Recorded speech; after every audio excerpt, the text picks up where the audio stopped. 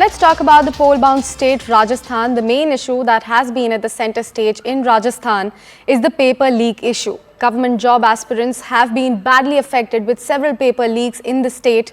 My colleague Pallavi Ghosh, in fact, gets you this ground report from the Pink City, where students are unhappy due to several scams. Listen in to that conversation. Okay, in every election, youth matter, and every political party woos them.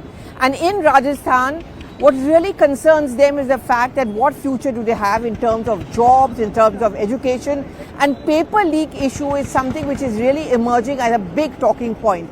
And in fact, I have 5 such young boys who are very disappointed because they studied hard, they're looking for a better future and looking for change, but that change didn't happen because their papers leaked. So, सबसे पहले मैं आपसे पूछना चाहूंगी, mic आप इनको दे दीजिए।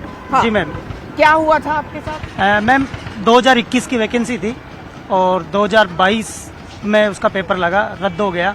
उसके बाद में फिर 2023-19 पर भी 2023 को CHO का पेपर लगा। जैसे पेपर देके बाहर निकले, पेपर व्हाट्सएप पे पहुंच चुका था। ना तो गवर्नमेंट ने उसको रद्द माना, ना उसका रिजल्ट आया। मतलब पेपर अभी तक रुका हुआ है मैम। अभी तक ना तो रिजल्ट आया। कुछ कह रहा है आपको, आप तो गुहार लगाए होंगे। गुहार लगाई है मैम। SOG बोल रही भाई पेपर रद्द हुआ है, और राजस्थान की जो सरकार है वो मान नहीं रही भाई पेपर। 2-3 साल तो हो गए अभी मैडम, साल भर होने को आए, ना तो रिजल्ट आ रहा है, ना गवर्नमेंट ये मान रही भाई पेपर लीक हुआ है। आपके साथ भी ऐसा कुछ हुआ? मैम, मैंने SI की परीक्षा दी थी और SI की परीक्षा 3 चरणों में हुई थी। मेरी सेकंड परीक्षा थी 14 सितंबर को। और मैम, जैसे ही हम पेपर दे के बाहर आते हैं, 15 सितंबर की शाम का पेपर जो था, हूबहू OMR सीट है वो व्हाट्सएप पे मिल जाती है।